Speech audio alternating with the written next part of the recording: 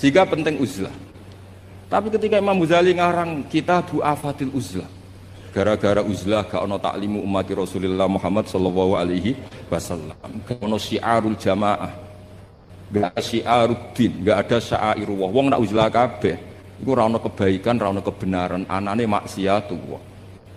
Jadi pas ngarang fawaidul uzlah kaya uzlah iku wajib, pas ngarang afatul uzlah kaya uzlah iku hak. Sekarang oleh satu orang ketika ngarang kita berroja wis koyo-koyo hubungan dengan Allah ku nyaman senyaman-nyamannya. Saking nyamannya rojak di situ itu Imam Ghazali cerita nanti ketika di mahsyar itu ulama ditanya sama Allah, gimana kabar kalian? Saking udine ulama itu ketika dosa kula ngeluh semua. Tapi ada ulama sing ngendikan gini, nggih Gusti dosa kula kathah, tapi sing jelas mboten enten dosa sirik. Jenengan janji nak dosa liyane sirik jenengan sepuro, ini ketajiran sepuro. Ternyata Allah suka yang ini. Ya wis tak sepuro. Itu di kitab Roja. Tapi ketika ngarang Tabul Khauf, wes kabeh. Kamu jangan terjebak tertipu oleh tempat yang paling soleh, paling baik. Kurang apanya surga? Gara-gara kesalahan Nabi Adam terdiusir dari surga. Kamu juga jangan terjebak tertipu dekat sama orang hebat, orang soleh ketika kamu tidak bisa meniru kesolehan itu. Kurang dekatnya Abu Jahal, Abu Lahab dengan orang-orang soleh di sekitarnya, tapi tidak bisa memanfaatkan orang-orang soleh itu. Oh, beliau cerita betapa keliru terus ketika ngarang bab apa? Jadi ketika ngarang bab rojak seakan-akan hidup semudah itu, ketika ngarang bab khauf seakan-akan hidup itu sesulit itu. Dikarang oleh satu orang. Itu namanya Imam Hujjatul Islam Al-Ghazali. Kalau nggak ada kitab Ihya Bib itu ada sekitar 5 kalau cetakan Toha Putra ketika saya ngaji dengan Mbah Mun. Terus kitab yang pernah saya pelajari harfa itu pakai cetakan BKI dari Kutub Ilmiah. Kalau ada naskah salah saya benarkan pakai caranya kitab Ithafus Sadat Al-Muttaqin karangannya Sayyid Zabidi, Muhammad Murtado Az-Zabidi. Beliau dengan kita kira-kira ya saya, Mbah Mun, Mbah Zubair, Kiai Fakih Mas Kumambang, terus beliau pernah ngaji Kiai Mahfud Termas, Kiai Mahfud ngaji abahnya Kiai Abdullah ngaji Kiai Abdul Manan. Kiai Abdul Manan ini awaluman sing dari Jawa sing yulazimu Sayyid Zabidi. Terus orang Indonesia itu luar biasa. Kiai Abdul Manan ini pertama Kiai Jawa sing mulazamah kalian Sayyid Zabidi Sohibul Ithaf. Jadi sanad kita ke beliau kira-kira 6. Ini luar biasanya kita sebagai orang Indonesia. Makanya saya ini dekat sama Habib Muhammad mulai dulu dekat karena sanad kita ketika sampai Sayyid Zaini Dahlan, misalnya saya Mbah Mun, Mbah Zubair, atau saya Mbah Mun, Mbah Karim, Mbah Hasim, Mbah Mfud, ini sedang ngaji Sayyid Abi Bakar Sato. Sayyid Abi Bakar Sato ini ngaji Sayyid Zaini Dahlan. Babanya Sayyid Muhammad ini Muhammad bin Husain bin Anis bin Alwi bin Ali. Ini Muhammad ini sudah teman-temannya ini, temannya Sayyid Abi Bakar Sato, Habib Muhammad ini Mufti Syafi'iyah. Terus teman Tarsihul Mustafidin, siapa Alawi bin Ahmad. Dulu istilahnya masih Asegaf, tapi ikutnya lama-lama jadi Bagil. Jadi ada yang ditulis Segaf, ada yang ditulis Bagil. Jadi sanad fikih saya dengan Gus Hafi Karuan ya, tahta Syekhin Wahid tahta dengan Habib Muhammad itu sama semua. Semulai rapodo pun ada di sinau nih itu butuh ngerti. Semua rapodo itu ketika agak di sinau. Itu ulama-ulama dulu. Saya baca I'anatul Thalibin. Itu dulu ulama Arab itu tidak pernah kebayang ono korban patungan. Tapi gara-gara ada surat menyuratnya ulama-ulama Jawa, beliau menyebut ada banyak rosail min ardi Jawa yang mengirimkan uang supaya dikorbankan di Arab Saudi. Hukumnya kayak apa? Jadi ngirim uang supaya dibelanjakan di Arab kemudian jadi udhiyah.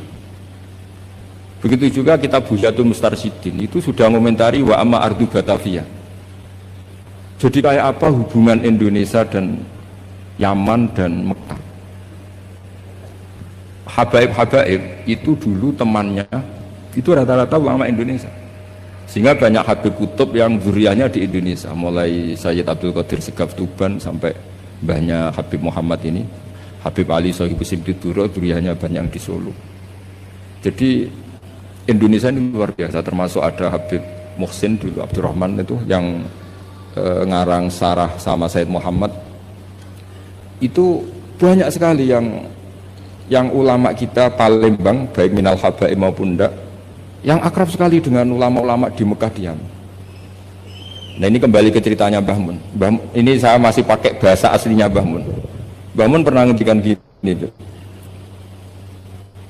ketika Spanyol itu guling nggak? Spanyol dulu Andalusia itu pernah lama sekali jadi negara Islam, dan itu melahirkan ulama-ulama top mulai Ibnu Malik, mulai Imam Qurtubi, mulai Imam Syatibi, itu semuanya jebolan Andalusia. Singkat cerita, Islam teng Andalusia niku kalah. Saya masih ingat bahasane Mbah Mun ngeten Gus Wafi. Niki sekaligus ditasehaken. Tapi pangeran gak terima. Nak bumi sing dinggo sujud iku kalong. Allah gak terima kalau bumi yang dipakai sujud itu terkurangi. Delala wis kersane pangeran digenti Indonesia. Iku gulinge Andalusia iku bareng ambek berdinine Demak Bintoro. Dan sodako Syekhuna Maimun, ketika Indonesia banyak yang Islam, itu bukan sekedar Islam kebanyakan kayak di negara-negara lain. Banyak ulama-ulama top sing saged ngarang kitab kados jayane Islam teng Andalusia. Wonten Syekh Nawawi Banten, wonten Syekh Mahfud At-Turmusi, wonten Syekh Muhammad Khatib Al-Minang Kabu, wonten Syekh Bakir Jogja, Syekh Nur Bakir, terus Abah Zubair ngarang Al-Qolaid Al-Uluyah, Gada Takrirat Kata, Mbah Mun juga ada karangan banyak. Karena Dewi Mbah Mun sama masih ingat betul, Allah gak terima nak bumi sing dienggo sujud goleng ra ono gentine. Lah sing digawe gentine cara Mbah Mun niku Indonesia. Lah sakniki delok pola-pola Rabitatul Alam Al-Islami ketika istiftah hal-hal yang krusial kayak Tausiatul Mina, Tausiatul Matof. Sama masih ingat betul di antara yang ditanya itu Syekhina Kiai Haji bin Zubair. Itu mirip kalau ada kitab nih Gus Wafi, Qadayal Haji wal Umrah, itu milik resmi Hayatul Ulya Wahabi. Itu ternyata di situ juga menyertakan fatwa-fatwa ulama dari Jawa, masuk merujuk Syekh Muhammad Khatib Al-Minangkabau, Syekh Nawawi Banten. Artinya betapa ulama kita ini dengan ulama di Mekah maupun di Yaman itu begitu dekat. Sehingga ini saya punya bukti di kitab Al-Iqdul Farid, di antara orang-orang Indonesia yang disebut Said Muhammad, di sini ada Habib Salim Jindan. Beliau pernah istifadah sama Habib Salim Jindan, Habib keluarga Habib Al-Habsyi yang Abdurrahman ya. Itu mulai dulu. Sehingga kalau suwon santri-santri sing teng mriki dherekaken Gus Wafi, kula nate mriki ketika Mbah Mun dulu meresmikan pondok ini, saya datang ketika ada ijazah Thariqah Syadziliyah atau mriki kula hormat mriki. Itu dirawui kalau nggak salah Pak Ganjar sama Gus Saiful Yusuf sih, Pak Saiful Yusuf.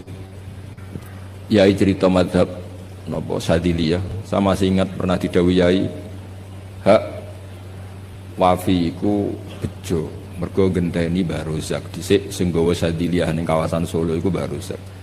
Mbah Rozak iku nggih berarti bin Abdullah sih. Kan Mbah Mahfud, Mbah Dimyati, Mbah Rozak sing bin sinten Abdullah bin Abdul Manan. Terus riyen Mbah Mahfud sing nekuni usul fikih, terus Mbah Mahfud digenti Mbah Dimyati teng Budi Termas, terus sing Thariqah Syadziliyah niku dibeto Mbah Abdul Razak. Terus kula suwun niki sanad musalsal saking guru-guru dan ndak pernah meninggalkan kitab Ihya. Kula riyen nggih sering belajar bareng kalian Gus Kamil nggih sak kamar kula banyak tahu tentang kitab I'anatul Thalibin Ihya. Kula jek eling kula riyen sinau ana ngangge kitab Gus Kamil pancen gentosan. Riyen niku terus duka ya.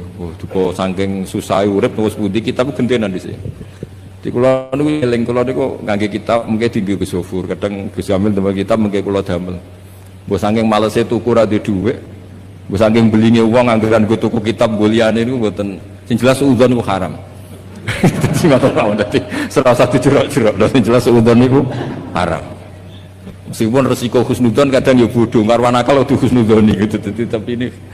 Tapi dulu itu kula jeling dawuh Gus Sofur, dhisik wong belajar i'anah setengah apal. Kenapa setengah apal? Karena ada bahsul masail. ya ini wong alim alama. Niku nak musyawarah nggih dibantai tiyang kathah. Kula cek menangi Abah kersa dadi lajnah Gus.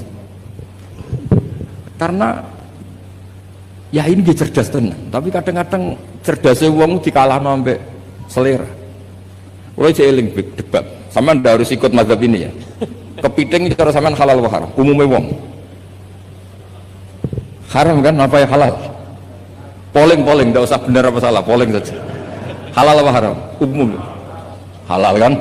Kemuni halal alasannya apa? Ketika orang yang bilang halal ditakoki, yuyu hukumnya piye? Mesti muni haram. Mergo yuyu ku amfibi. Tapi alasan yang sama kan ada di kepiting. Yuyu haram kan enggak masalah, cilik tapi nak kepiting haram kan eman-eman. Padahal ketika ngaramno yuyu alasannya amfibi kan? Kalau alasannya amfibi berarti kepiting tetap menang kan? Karena eman. Nah singkat cerita gini ketika debat saya masih ingat betul ya, tentu yang bantah itu bukan anak sarang tapi delegasi dari yang lain, tapi gambar di mut itu niku ya kepiting kirang setunggal, walhasil saroton itu maknanya apa jawab ya saya masih ingat betul sampai tak ingat berasar lau suwirol kalbu bisalah sati arjulin akultum innahu ghairu kalbin. Saiki misalnya asu digambar sikile telu apa terus gak asu. Wong kurang sikil sitok kok ribet. Saya itu masih menangi ya itu kersa dadi napa musakhe terus debat. Jadi memang watak dari ilmu itu memang ada apa, ada naket, ada intikot. Tapi tentu tetap menjaga adab. Jadi dulu Mas Zubair ya kadang di era Mbah Mun itu beda. Dulu Mbah Zubair itu tak fanatik. Kalau ada buyutun mutalasikoh, ada rumah jejer-jejer, meskipun namanya zakulun bismin, meskipun namanya beda-beda, terus satu. Tapi era Mbah Mun ya sudah, kalau namanya zakulun bismin ya sudah boleh banyak. Makanya jenengan ampun kaget kalau suatu saat putrane yai fatwanya secara fikih beda dengan abahnya, itu biasa. Dulu Taqiyuddin As-Subki sama Tajuddin As-Subki itu kitab dikarang abahnya, disarai anaknya. Kadang anaknya ngeritik abahnya. Tapi fil ilmi lah ya, bukan. Jadi itu biasa. Jadi supaya sampean nanti familiar dengan ikhtilafatil ulama, itu familiar. Sayyid Ali Zainal Abidin, mbah-mbahnya Habib Muhammad, itu enggak derek-derek politik, ngikuti mazhabnya Pak D-nya Sayyid Hasan. Karena Sayyid Hasan itu menyerahkan semua wilayah kepada Muawiyah. Artinya ya biasa ikut Pak D-nya.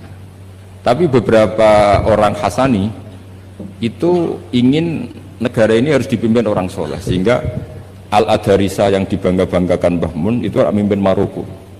Jadi Al-Hasani banyak yang kerso politik sehingga jadi raja-raja di Maroko. Al-Husaini sebagian nggak ngikuti politik, derek no Sayyid Hasan. Nah itu biasa, maksudnya dalam apa ya sudah, semuanya itu istihad, semuanya itu baik asal dilakukan oleh orang-orang soleh radhiyallahu anhum. Jadi kalau